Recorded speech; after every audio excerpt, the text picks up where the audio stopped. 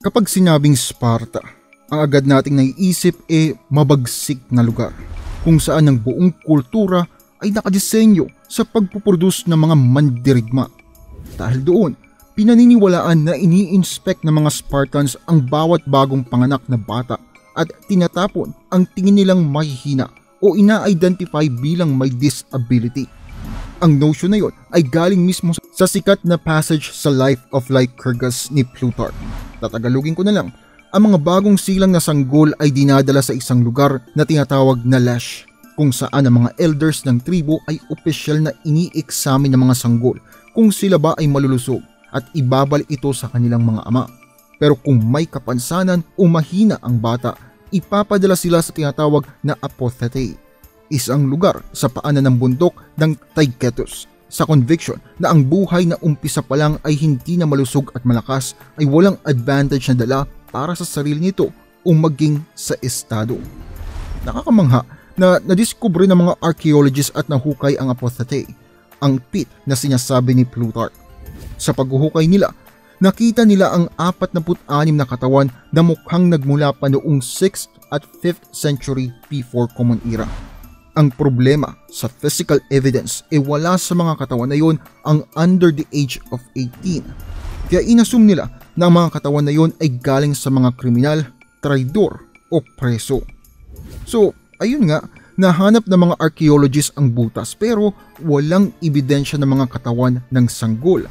In fact, wala talagang contemporary evidence na ginawa talaga ng mga Spartan ang nasabing infanticide. Si Xenophon na nag-describe sa ibang mga gawain ng Spartan, wala ring binanggit tungkol sa topic na ito.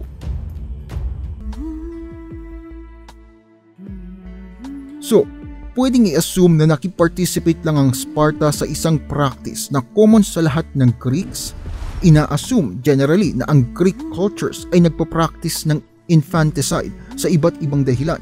Ang pinaka-common na historical arguments ay ang financial burden na kaakibat nito. Pero napakaliit lang din ng ebidensya para doon. Mula 5th century before Common Era hanggang 2nd century Common Era, base sa mga Greek at Latin writings, mayroon lamang 5 major extracts na nagdidiscuss sa infanticide na para sa physical imperfections. Binanggit ni Plato sa kanyang akda ng 2 beses. Nung una ay sa Theaetetus at sa Republic. Ang presensya ng infantile sa isang utopia state ay hindi unique kay Plato. Ang kanyang estudyanteng si Aristotle ay gumawa din ng katulad na komento sa kanyang Politics. Ang placement ng infanticide sa isang utopian philosophical discussion ay nagdudulot ng seryosong mga katanungan. Sa isang banda, kung ginamit to bilang metaphor, dapat nagre-reflect ng isang commonly understood na practice. Pero sa kabilang banda rin, ang presensya ng infanticide discussions ay nagsasabi na hindi to normal. O kung hindi, bakit pipilitin ng mga philosophers ito para ilarawan ng isang perpektong lipunan?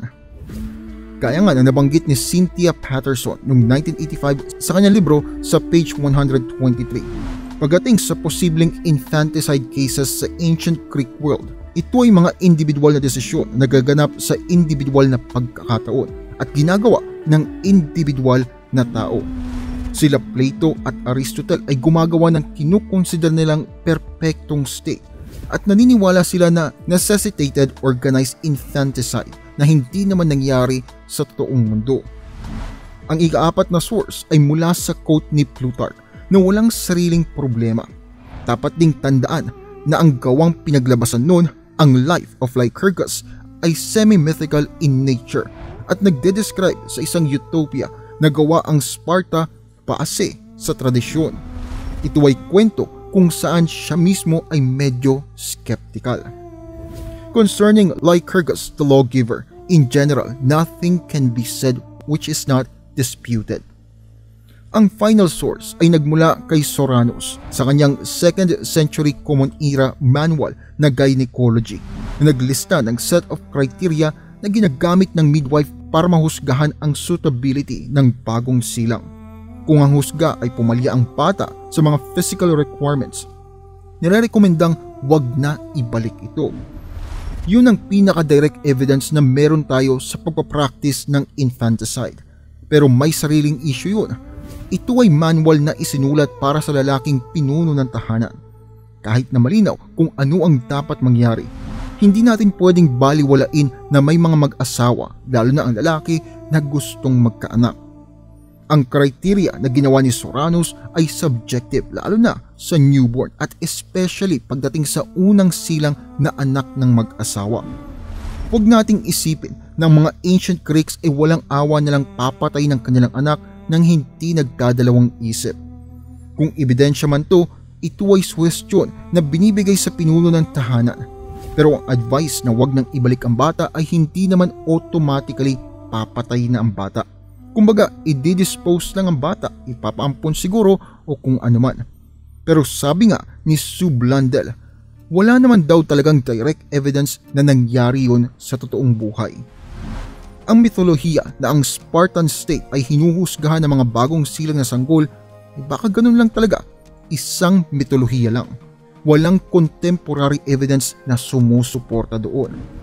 Nahuhulog kasi ang ideya sa notion na ang Sparta ay nag-i-enforce ng isang uri ng eugenics program at ginagamit ang uri ng mga racist groups para ma-justify ang modern notions ng racial at physical purity. Pero ang ebidensya ay wala talaga. So ang hatol natin dito, kung tinatapon ba talaga ng mga Spartans ang kanilang mga anak na medyo hindi ganun kalakasan, katulad na napanood natin sa 300, well, fake news po yun. At least sa history na nagsasabing walang ebidensya na nagpapatunay noon. Kung nagustuhan ninyo ang video, huwag kalimutang i-like, mag-subscribe at i-hit ang bell notification. Maraming salamat sa inyong panonood. Kita-kits sa susunod na video.